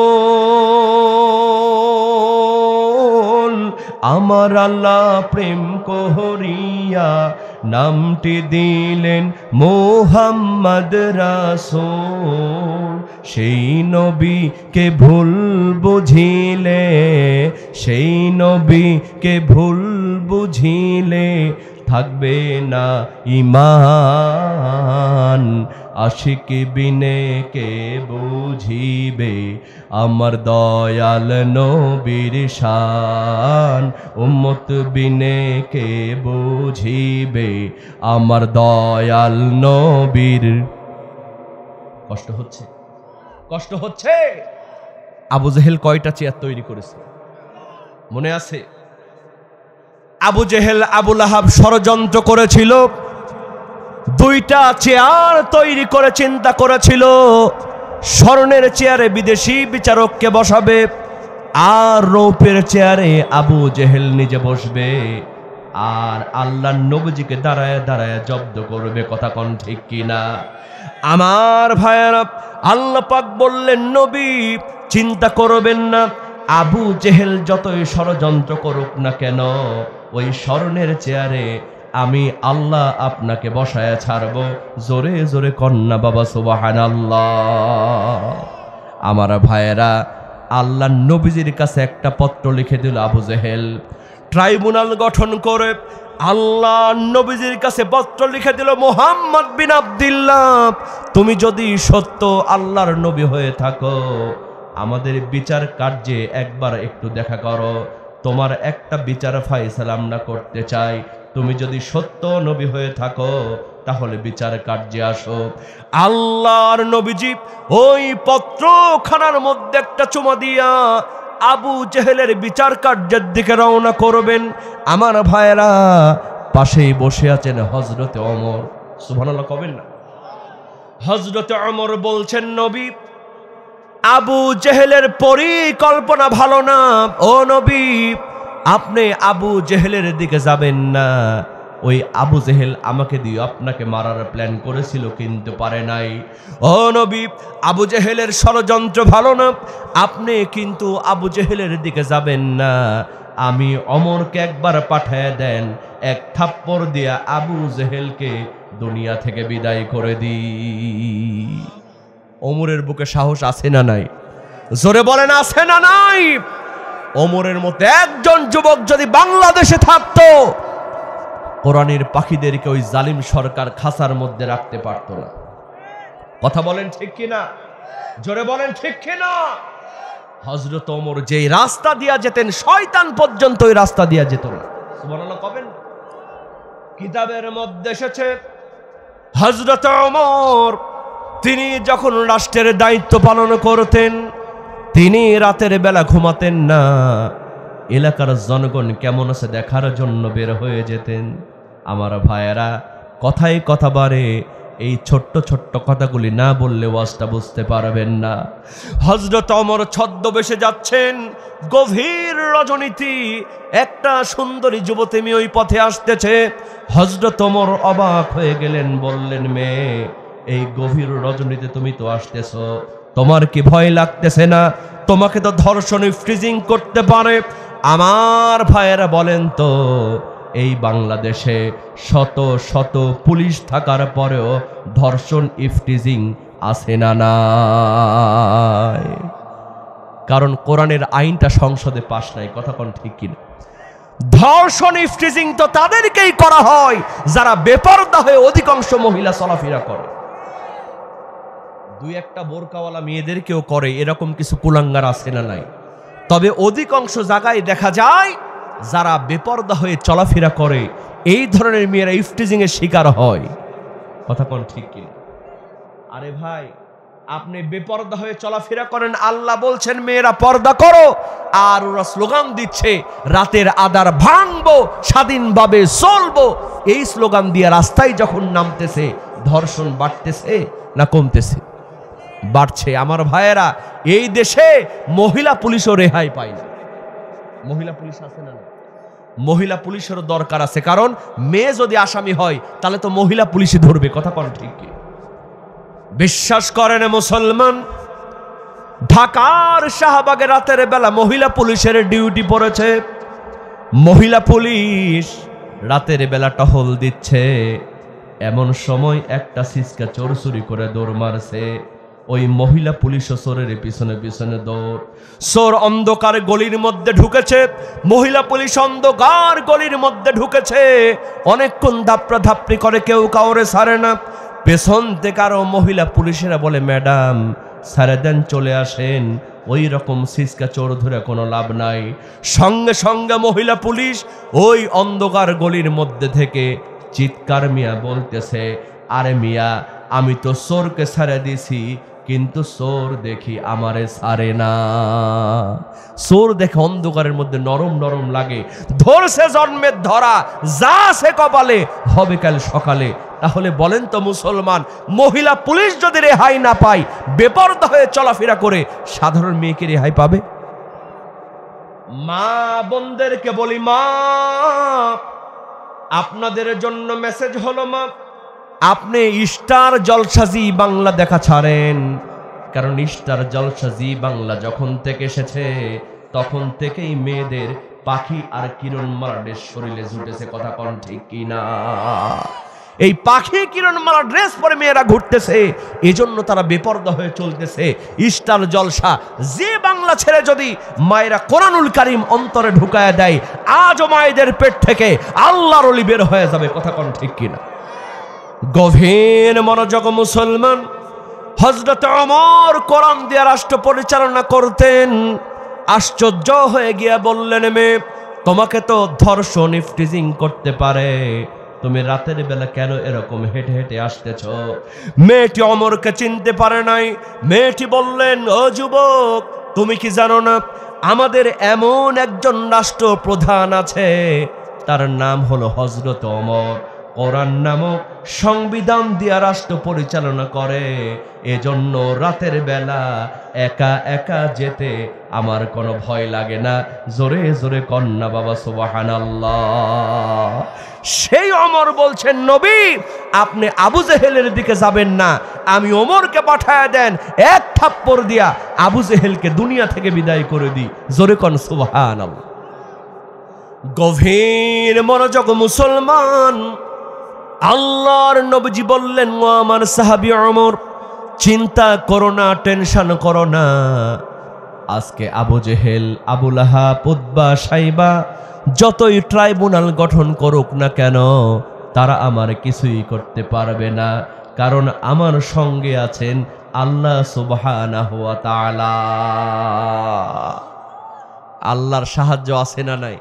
ওই যে আল্লাহ বলছেন, যদি ঈমানদার হও আমি আল্লাহ চ্যালেঞ্জ করছি, তোমাদেরকে বিজয় দান করে দিব। সুবহানাল্লাহ। আল্লাহর নবীজি কাউকে সঙ্গে নিলেন না, একাকী চলে গেলেন সেই বিচার কার্যের দিকে। ও নীলফামারীর মুসলমান, রংপুরের মুসলমান, উত্তরবঙ্গের মুসলমান, ভালো করে খেয়াল করেন। এরকম বিশাল বড় ময়দান, সন্ধ্যাবেলার ঘটনা, আকাশে পূর্ণিমার চাঁদ, বিশাল বড় ট্রাইব্যুনাল গঠন করা হয়েছে, মঞ্চ তৈরি করা হয়েছে, হাজার হাজার কাফের বেঈমান মাঠের মধ্যে বসে আছে। স্বর্ণের চেয়ারে বিদেশি বিচারক হাবিব বিন মালিক বসে আছে, আর রৌপের চেয়ারে আবু জেহেল বসে আছে। আল্লাহর নবীজি কখন আসে ওই দিকে চেয়ে আছে। আমার ভাইয়েরা, কিতাবের মধ্যে আসছে, আল্লাহর নবী যখন এরকম মানুষের ভিড় ঠেলে ঠেলে যখন আসলেন, সবাই আল্লাহর নবীজির দিকে তাকালো। সুবহানাল্লাহ কবেন। এই যে প্রধান বক্তা যে স্লোগান হয়, প্রধান বক্তার আগমন শুভেচ্ছার স্বাগতম, আমি যখন আসতেছিলাম অনেকে ঘুরে ঘুরে পিছনে দেখতেছেন, এটাই স্বাভাবিক। কথা বলা ঠিক কি? আল্লাহর নবীজি যখন পেছন দিক দিয়া মঞ্চের দিকে আসতে লাগলেন, সব কাফের বেঈমানরা আল্লাহর নবীজির দিকে তাকালো। ওই বিদেশি বিচারক হাবিব বিন মালিক, তিনিও আল্লাহর নবীজির দিকে তাকালেন। আল্লাহর নবীজির দিকে তাকানোর সঙ্গে সঙ্গে আল্লাহ নবীজির চেহারার নূরের ঝলকানি ওই হাবিব বিন মালিকের অন্তরের মধ্যে ধরা পড়ে গেল। বাজান, রতনে রতন চিনে সরে চিনে কচু, কথা কন ঠিক কিনা? আল্লামা সাইদির এত সুন্দর চেহারা, অথচ বাংলাদেশে কিছু কুলাঙ্গার আলেম পর্যন্ত বলেছে তার চেহারা নাকি ফেরাউনের মতো লাগে। নাউজুবিল্লাহ কর। বাজান, হযরত আবু বকর বলছেন, ইয়া রাসূলুল্লাহ, আপনার চেহারা দেখলে আমাদের ভালো লাগে, কিন্তু কাফের বেঈমানরা এত তারা খেপে যায় কেন? আল্লাহর নবীজি বললেন, ওমর, আবু বকর, তোমরা ঈমানের দৃষ্টি দিয়ে আমার দিকে তাকাও, এজন্য তোমাদের উপরে রহমত বরকত বর্ষণ করেন কে? আর ওই আবু জেহেল, আবু লাহাব, ওরা শত্রুতা করে আমার দিকে তাকায়, এজন্য আল্লাহ পাক ওদের চেহারার মধ্যে নূরের পর্দাটা আল্লাহ বন্ধ করে দেয়। কথা কোন ঠিক কিনা? বিদেশি বিচারক হাবিব বিন মালিক আল্লাহর নবীজির চেহারার দিকে যখন তাকালেন, আল্লাহর নবীজির চেহারার দিকে তাকায়া ওই হাবিব বিন মালিক মনে মনে চিন্তা করলেন, হায় রে, জীবনে অনেক সন্ত্রাসের বিচার করলাম, অনেক মিথ্যাবাদের বিচার করলাম, এত সুন্দর চেহারার মানুষ, আর যাই হোক এই মানুষটা কোনোদিন সন্ত্রাসী হতে পারে না। নবীজির চেহারা ভালো ছিল না খারাপ ছিল? আর একজন নবীর চেহারা ভালো ছিল, তার নাম কি? হযরত ইউসুফ আলাইহিস সালাতু ওয়াস সালাম। হযরত আয়েশা রাদিয়াল্লাহু তাআলা নকল করে বলছেন, যেই সমস্ত মেয়েগুলি ইউসুফ আলাইহিস সালামের চেহারার দিকে তাকায়া আপেল কাটতে গিয়ে আঙ্গুল কেটে ফেলেছিল, তারা যদি আমার নবীজির চেহারার দিকে একবার তাকাতো, আপেল কাটতে কাটতে কলিজা পর্যন্ত কেটে ফেলতো, তবু তারা বুঝতে পারতো না। কোরআনের পক্ষে যারা থাকে তাদের চেহারার মধ্যে একটা নূর থাকে। কথা কোন ঠিক কিনা? ওই আবু জেহেল, আবু লাহাবের উত্তরসূরি ওই জালিম সরকাররা বলেছিল আল্লামা সাইদি নাকি মেকআপ করে মঞ্চে আসে। নাউজুবিল্লাহ, বাড়িতে গিয়ে বলি, আল্লামা সাইদি সাহেব কি করে আসে? মেকআপ করে নাকি মঞ্চে আসে। বাজান, যেই দিন তিনি শহীদ হবেন, তাকে ষড়যন্ত্র করে চিকিৎসার নাম করে ওই যে মাইক্রো থেকে যে আস্তে করে নামলো আল্লামা সাইদি সাহেব, তার চেহারার মধ্যে একটা নূর ছিল না? উনি কি জেলখানার মধ্যে মেকআপ করে আসছেন? তার চেহারার আগের চেহারার মধ্যে কোনো পার্থক্য ছিল? আল্লামা সাইদি সাহেব, এখন ওই ভিডিওটা আছে, দেখবেন, উনি যখন আস্তে করে নেমে একটা সালাম দিলেন, একটা মুস্কি হাসলেন, তাবাসসুম হাসলেন, তার হাসির মধ্যে জান্নাতি একটা চেহারা ফুটে উঠেছিল। কথা কোন ঠিক কিনা? আর এই জালিম সরকাররা বলেছিল যে আল্লামা সাইদি নাকি মেকআপ করে মঞ্চে আসে। নাউজুবিল্লাহ। গভীর মনোযোগ মুসলমান, আল্লাহর নবীর চেহারার নূরের ঝলকানি এই হাবিব বিন মালিক এই বিচারকের অন্তরের মধ্যে যখন লেগে গেল, আল্লাহর নবী কাছাকাছি যখন চলে আসলেন, এই হাবিব বিন মালিক, ছাত্র যেমন করে শিক্ষকের জন্য চেয়ার ছেড়ে দেয়, এই হাবিব বিন মালিক তার স্বর্ণের চেয়ার ছেড়ে দাঁড়ায় গিয়ে বলে, ও মুহাম্মদ বিন আব্দুল্লাহ, এই বিচার কার্যে তোমাকে বসার জন্য কোন চেয়ার রাখা হয় নাই, কোন চেয়ার দেয়া হয় নাই, আমার স্বর্ণের চেয়ার ছেড়ে দিলাম, এই স্বর্ণের চেয়ারে তুমি বসে পড়ো। বিদেশি বিচারক দাঁড়ায়, আল্লাহর নবীজি বসবে না, জোর করে বসায় দিয়েছে। এখন আবু জেহেল বসা, বিদেশি বিচারক দাঁড়ানো, আবু জেহেল কি বসে থাকতে পারে? আস্তে করে রৌপির চেয়ার থেকে দাঁড়ায় কয়, স্যার আপনি আমারটাতে বসেন। বলাও সারা, বসাও সারা। আবু জেহেলের চেয়ারার ওরা চেয়েছিল 41 সাল পর্যন্ত ক্ষমতায় থাকবে। আল্লাহ বলছিল তোরে 24 সালে সাইজ করব। কথা কোন ঠিক কিনা? আল্লাহ কাউকে ধরে না, ধরলে কিন্তু ছাড়ে না। আসলে আমরা সমস্যা হলো আমরা এখনো ইমানদার হতে পারি নাই। কথা কোন ঠিক কিনা? এটাই বাস্তব। কিছু হলেই মনে করি শেষ। আল্লাহ বলছেন ওয়ালা তাহিনু ওয়ালা তাহজানু, কোনো ভয় নাই, চিন্তা নাই, টেনশন নাই, মুমিন হও, আমি আল্লাহ বিজয় দান করব। কথা কোন ঠিক কিনা? আপনি কয়দিন মার খেয়েছেন? কয়দিন আপনি মিছিলে গিয়েছেন? নূহ আলাইহিস সালাতু ওয়াস সালাম আল্লাহর একজন পয়গম্বর 950 বছর দাওয়াত দিয়ে মার খেয়েছে। সুবহানাল্লাহ। বাড়িতে গিয়ে বল কয় বছর? 950 বছর দাওয়াত দিয়েছেন। কওমের লোকদেরকে তখন দিনের কথা বলেন, যখন কওমের লোকেরা তাকে ধরে ধরে গিরাই গিরাই মারে, তখন আল্লাহর পয়গম্বর নূহ আলাইহিস সালাতু ওয়াস সালাম আল্লাহকে ডাক দিয়া বললেন, আল্লাহ তোমার পয়গম্বর তাদেরকে জান্নাতের পথে ডাকে, আর তারা ধরে ধরে আমায় গিরাই গিরাই মারে। আল্লাহ গো, তুমি এদের ভাসিয়ে দাও সমুদ্র সাগরে। আল্লাহ বললেন, নূহ ভাসাবো একটু পরে, এই ফাঁকে তুমি একটা নৌকা তৈরি করে, যাতে করে তোমার উম্মতেরা তোমার সাথীরা বাঁচতে পারে। আল্লাহর পয়গম্বর নূহ আলাইহিস সালাতু ওয়াস সালাম নৌকা তৈরি শুরু করলেন। যখন কওমের লোকেরা প্রশ্ন করলো, তখন ও নূহ এই নৌকা কি হবে? বলে প্লাবন হবে, সব কিছু ভাসায় নিয়ে যাবে। কওমের লোকেরা বলে, নূহ প্লাবন হবে যখন, ওই যে দেখো পাহাড় দেখা যায়, জিবাল দেখা যায়, ওখানে আমরা পালাবো। তখন আল্লাহর পয়গম্বর নূহ আলাইহিস সালাতু ওয়াস সালাম বললেন, প্লাবন হবে যখন, পাহাড়ও থাকবে না, জিবালও থাকবে না, সব কিছু ভাসায় নিবে তখন। কথা কোন ঠিক কিনা? আমার ভাইরা খেয়াল করেন, নূহ আলাইহিস সালাতু ওয়াস সালাম নৌকা তৈরি শেষ করলেন যখন, কওমের লোকেরা ষড়যন্ত্র করে ওই নৌকার মধ্যে পায়খানা শুরু করলো। তখন আমার ভাইয়েরা আল্লাহর পয়গম্বর নূহ আলাইহিস সালাতু ওয়াস সালাম আল্লাহকে ডাক দিয়ে বললেন, আল্লাহ প্লাবন হবে যখন, এই পায়খানাগুলি পরিষ্কার করবে কে? তখন আল্লাহ বললেন, নূহ চিন্তা করো না, টেনশন করো না, আমার নাম আল্লাহ, আমার সাথে দেয় যারা পাল্লা, আমি আল্লাহ রাখি না তাদের ঘাড়ের কল্লা। একটু চিৎকার দিয়ে বলেন না বাবা সুবহানাল্লাহ। ও নূহ ওয়া মাকারু ওয়া মাকারাল্লাহ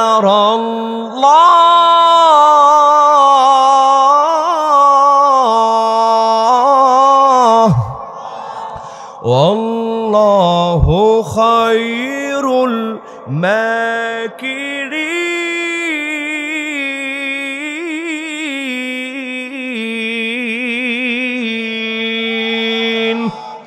ও নূহ ষড়যন্ত্রের ঘুড়ি উড়াই ওরা, রশি কিন্তু আমি আল্লাহর হাতে ধরা।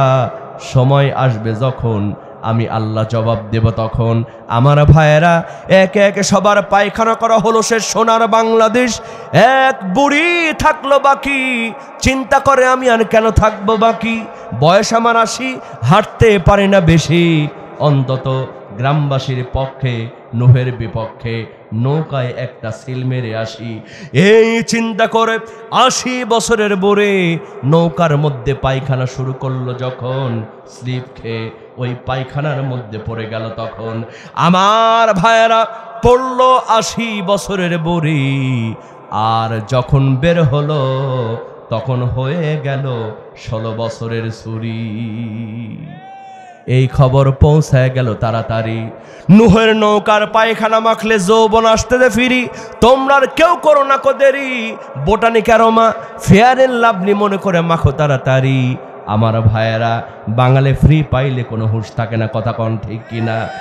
এখন যারা পাতলা মানুষ এক দরমের নৌকার মধ্যে হাজির, সব পায়খানা মাখে শেষ। এখন যারা মোটা হেলে দোলে নৌকার মধ্যে গিয়া দেখে এক সিটা ফোটাও পায়খানার বাজলার কলার ধরে বলতেছে, বেটা আমি খাইও বেশি হাগিও বেশি, তোর পায়খানা মাখলি মাখ, আমার পায়খানা গেল কই, তাড়াতাড়ি পায়খানা দে। পায়খানা না পায়া গন্ডগোল শুরু হয়ে গেল। আল্লাহ বললেন, নূহ তুমি বলেছিলে পায়খানা পরিষ্কার করবে কে, এখন দেখো পায়খানা না পায়া ওদের মধ্যেই গন্ডগোল শুরু হয়েছে। আসলে নূহ ওরা আমার সাথে বেয়াদবি করেছে ডিজিটাল কায়দায়, আমি আল্লাহ ওদের সাইজ করলাম ফিজিক্যাল কায়দায়। করে নাই, যেই নৌকা মার্কায় দাঁড়াইছিল ওই নৌকার মধ্যে আইন মন্ত্রী আর দরবেশ বাবারে ধরছে, কথা কোন ঠিক? ও তো এমন দরবেশ দাড়ি কামায় ফেলছে, এখন পুলিশ আইনমন্ত্রী আনিসুল রে চিনছে, কয় এই মেয়ে আসো, নৌকা দিয়ে পালাও না, আসো খেলা হবে। এখন ও আস্তে আস্তে যে কয় স্যার ওই যে দরবেশ তো ওখানে বসা। এখন পুলিশরা খুঁজতে, কই দরবেশ কই, দরবেশ কই, কারণ ও তো দাড়ি আছে, কিন্তু এ তো দাড়ি কামায় ফেলছে, কথা ঠিক কিনা? কই বাজান ওইটাই দরবেশ, দাড়ি সব ফানাফিল্লা করছে, ওরে ধরেন। ওই নৌকা থেকে কিন্তু অ্যারেস্ট হয়েছে, কথা কোন ঠিক কিনা? তুমি আমার সাথে বেয়াদবি করেছো ডিজিটাল কায়দায়, আল্লাহ তোমার সাইজ করেছে ফিজিক্যাল কায়দায়, কথা কোন ঠিক কিনা? একটু চিন্তা করা লাগবে বাজান, সব আল্লাহ সিস্টেম করে রাখছে, শুধু আমরা ইমানদার হলে একের পর এক আল্লাহ সাইজ করবে, কথা কোন ঠিক কিনা? গভীর মনোযোগ মুসলমান, আবু জেহেল মাটিতে বসতে বসতে বলছে, মোহাম্মদ বিন আব্দুল্লাহ জীবনে অনেক জানান জ্বালাইছিস, আজকে একবার যখন পাইছি তোরে আর ছাড়ব না। ও মোহাম্মদ বিন আব্দুল্লাহ, তুমি যদি সত্য আল্লাহর নবী হয়ে থাকো, ওই যে আকাশে পূর্ণিমার চাঁদ, ওই আকাশের চন্দ্র দ্বিখণ্ডিত করে একবার দেখায়া দাও। আল্লাহর নবীজি কি চাঁদ দ্বিখণ্ডিত করতে পারবে? কষ্ট হচ্ছে বুঝি আপনাদের, 12টা পার হয়ে গেছে। এই ঘটনা কি চলবে না শেষ করে দিব? কি ওয়াজ চলবে? ওয়াজ চলুক, হুজুর মরুক, হুজুর মরে চলে যাক বাজান, ওয়াজটা শেষ হবে। তবে এই মাহফিলে আমার জানা মতে কেউ কালেকশন করে নাই, কথা কন ঠিক কিনা? এটা দেখেন এমন একটা মাহফিল বাজান, এই যেখানে লেখা আছে কবরস্থানের উদ্যোগে। আচ্ছা একজন হাত তুলে বলেন যে হুজুর আমার জীবনে কবরে যাওয়া লাগবে না। এই বাবাই ওখানে বসে একজন হাত তুলে বলবেন যে হুজুর আমার কবরে যাওয়ার দরকার না, মরে গেলে আমি আমার বাড়িতেই থাকবো, ওখান থেকে নড়বো না, এরকম কেউ আছে? বাজান মুরব্বী, আমরা বয়স কম কিন্তু বিভিন্ন জায়গায় ঘোরাঘুরির কারণে একটু অভিজ্ঞতা বেশি, কথা কোন ঠিক কিনা? এই যে সিলেটে একটা মাহফিলে গেলাম বাজান, বিশ্বাস করবেন এত সুন্দর বাড়ি, আমাদের রাজশাহী শহরেও এত সুন্দর বাড়ি নাই। বাড়ির পাশে একটা মসজিদ, মসজিদের মুয়াজ্জিন বলছে হুজুর এই যে সুন্দর বাড়ি দেখতেছেন একটা কাহিনী আছে। আমি বললাম ভাইজান কি কাহিনী বলেন? কয় হুজুর এই বাড়ি তৈরি করেছেন যিনি, বাড়ি তৈরি করার 5 দিন পর মারা গেছেন তিনি। কয়দিন পর? কয়দিন পর? লোকটা বিদেশে থাকতো, তার 2টা ছেলেও বিদেশে থাকে। বাড়ি কমপ্লিট করার 5 দিন পর মারা গেছেন। ভাইয়ের আমার, ইমাম সাহেব মুয়াজ্জিন সাহেব দুঃখ করে বলতেছে হুজুর আশ্চর্যের ব্যাপার হলো, পরের দিন তার জানাজা হবে, সন্ধ্যার দিকে মারা গেছে, পরের দিন জানাজা হবে, ছেলেরা রওনা করেছে বিদেশ থেকে। ছেলের বউরা এসে বলতেছে হুজুর হুজুর তাড়াতাড়ি কোথায় আছেন আপনারা শোনেন, জরুরি তলব করছে। আমাকে বলছে হুজুর ইমাম মুয়াজ্জিন 2 জন মিলে গেলাম, যাওয়ার সঙ্গে সঙ্গে ছেলের বউরা বলতেছে আমার শ্বশুরের লাশটা যদি বাড়িতে থাকে তাহলে আমাদের ভয় লাগতেছে হুজুর, টাকা পয়সা যা নেন নেন, একটু মেহেরবানি করে লাশটা মসজিদের বারান্দায় গিয়া রাখেন। লাশটা কোথায় রাখেন? কোথায় রাখেন? বাজান কার জন্য আপনি বাড়ি করছেন, কার জন্য জায়গা রাখতেছেন? আপনি মরার সঙ্গে সঙ্গে ওই জায়গা জমিনে টানা হেঁচড়া শুরু হবে, কথা কোন ঠিক কিনা? এই যে কবরস্থান, মারা গেলে এখানেই যেতে হবে, কথা কোন ঠিক কিনা? তো এই কবরস্থানটা যদি একটু সুন্দর হয়, দোয়ার একটা পরিবেশ হলে, একজনের পিতা, ধরেন আমার পিতা মারা গেছে, আমি দোয়া করলাম রব্বির হামহুমা কামা রব্বায়ানি সগীরা। কবরের স্থান যদি প্রত্যেকটা ঘেরাও থাকে, সব কবরের যত পিতা আছে সবার জন্য সেই দোয়াটা হয়ে যাবে, কথা কোন ঠিক কিনা? আর এলোমেলো জায়গায় কবর থাকলে এই সুযোগটা আর হচ্ছে না। আর গোরস্থান কবরস্থান থাকলে এনি টাইম কেউ না কেউ কারো পিতামাতার জন্য দোয়া করতে যাবে, সবার জন্য দোয়াটা হবে, কথা কোন ঠিক কিনা? এই জন্য কবরস্থানটা সুন্দর হোক, এটার দরকার আছে না নাই? কারা কারা চান দুহাত তুলে আল্লাহকে দেখায় দেন। বাজান বেশিক্ষণ কষ্ট দিব না, হাত নামান। এই কবরস্থানের জন্য মাত্র 5টা মিনিট আমি সময় নেব, তারপরে আমি ওয়াজে চলে যাব। দেখেন আল্লাহর নবীজিকে কিভাবে আল্লাহ বিজয় দান করেন। আল্লাহ পাক যে বললেন আমি ইমানদারদেরকে বিজয় দান করি, কেমন করে নবী চন্দ্র দ্বিখণ্ডিত করলেন এটা আমরা শুনবো। আজান শুনি আমি বিদায় নিব ইনশাল্লাহ। একটু একজন হাত তুলেন, আমি প্রথম 10 জন নিব। কয়জন? 10 জন আশারে মুবাশশিরের একটা গ্রুপ হয়ে যাবেন। হুজুর, এই কবরস্থানের জন্য জীবনে অনেক টাকা পয়সা খরচ করছি হুজুর, আমি আজকে 5,000 টাকা এই কবরস্থানের জন্য দান করলাম। একজন একটু হাত তুলবেন বাজার, একজন এই মঞ্চের মধ্যে যাদেরকে আল্লাহ দিয়েছে বলেন আমিন। গভীর মনোযোগ মুসলমান।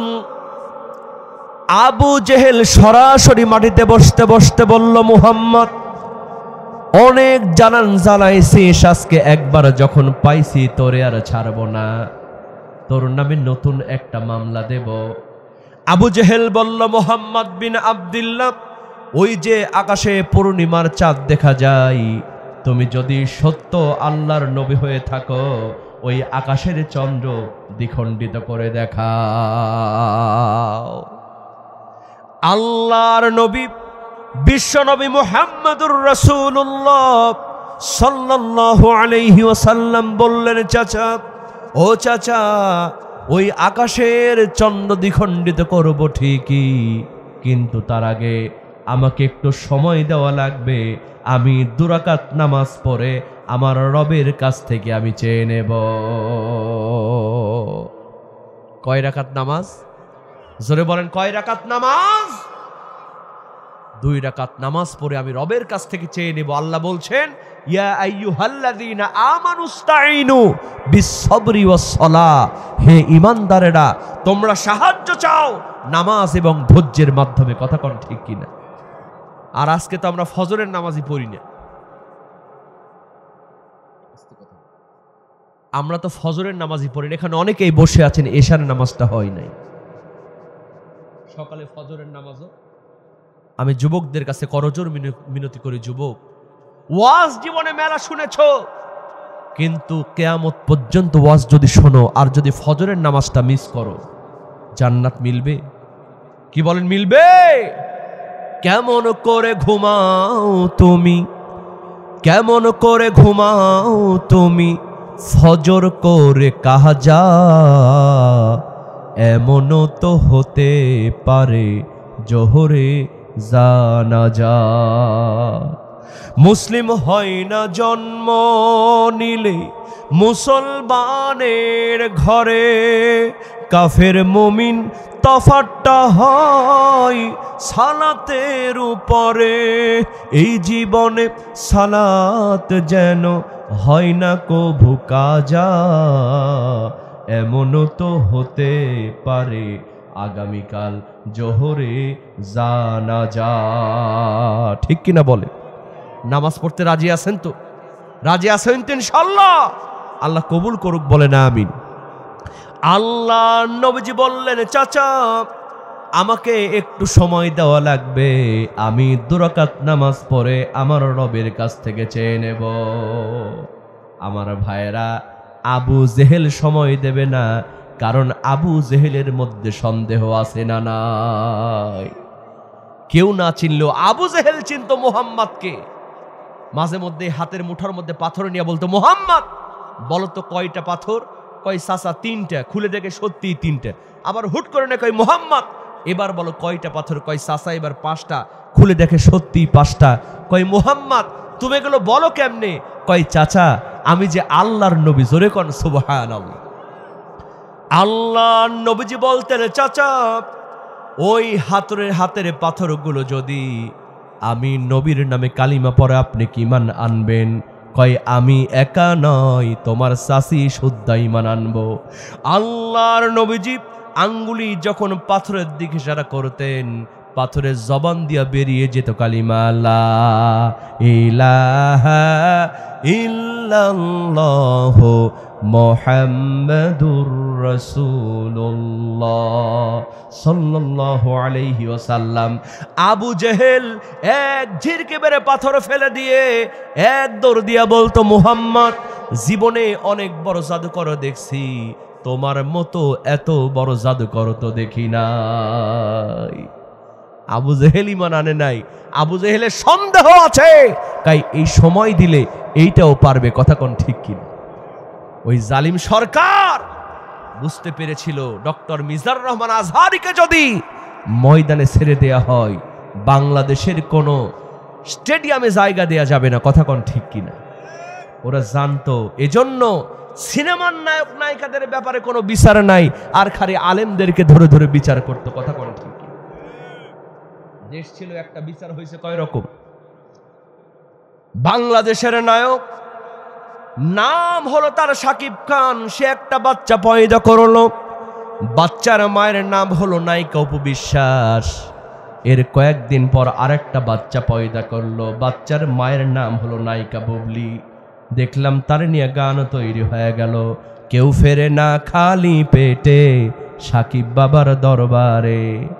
এখন পীরের দরবারে যাওয়া লাগে না, যে শাকিব খানের কাছে যায় একটা করে বাচ্চা নিয়ে মিডিয়ার সামনে হাজির হয়, কথা কোন ঠিক কিনা?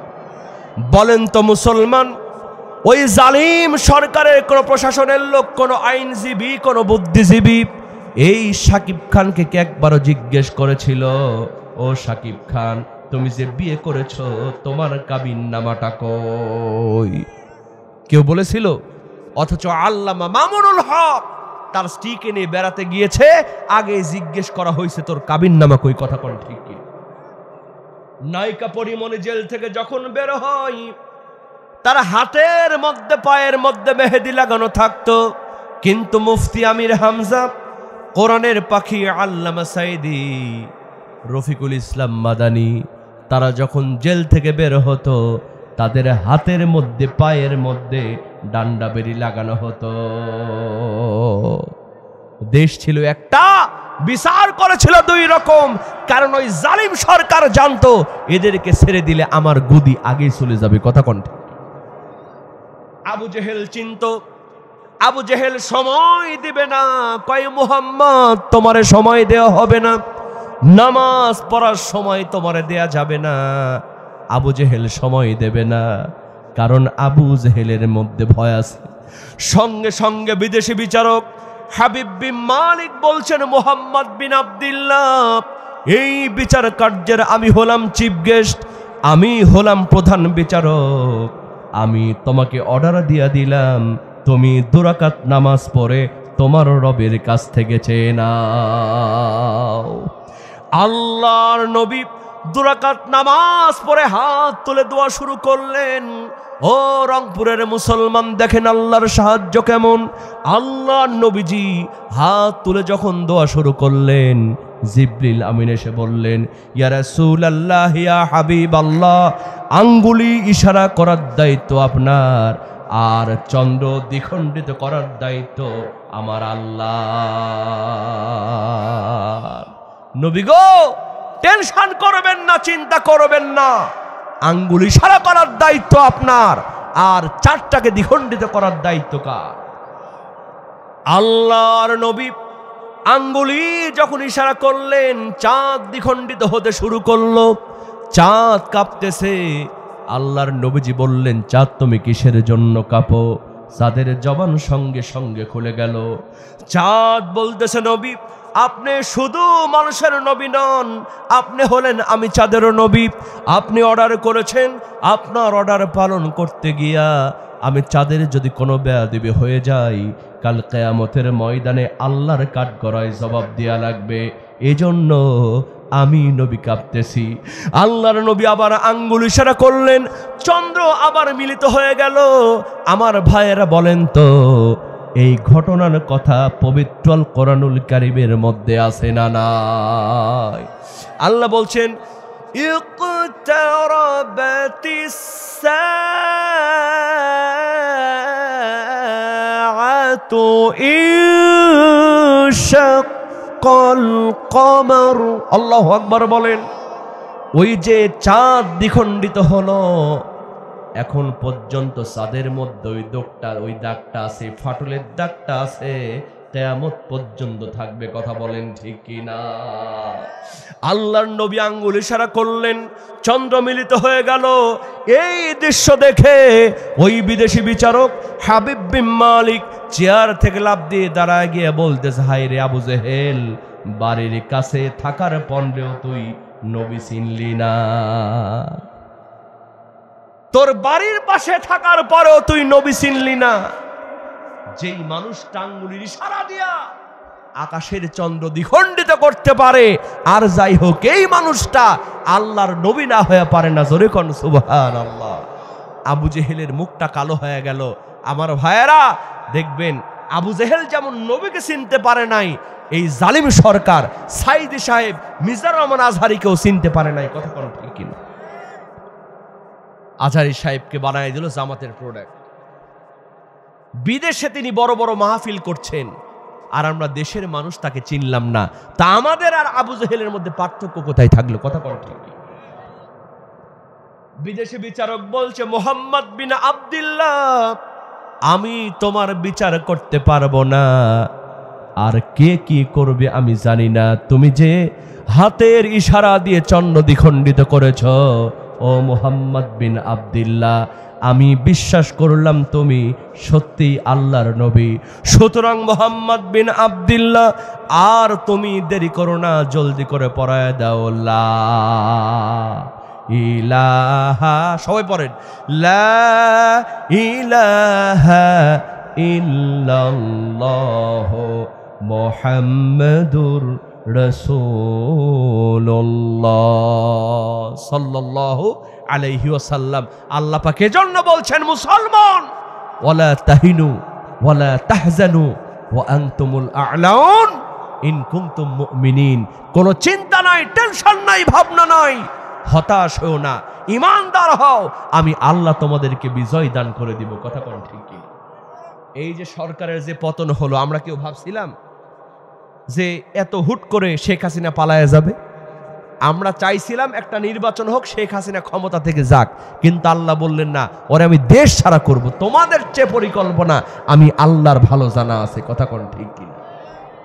কিন্তু আমাদের বিশ্বাস নাই। ঈমান শব্দের অর্থ হলো বিশ্বাস করা। এজন্য বাজান, আল্লাহর উপরে বিশ্বাস থাকার দরকার আছে না নাই? জোরে বলেন, আছে না নাই? তবে আল্লাহ আমাদেরকে বিজয় দান করবেন। কথা বলেন ঠিক কিনা? আল্লাহ পাক আমাদেরকে কবুল করুক, বলেন আমিন। সবাই বলেন আমিন। একটু সবাই নামাজের কায়দায় বসেন, এক্ষুনি মোনাজাত হবে।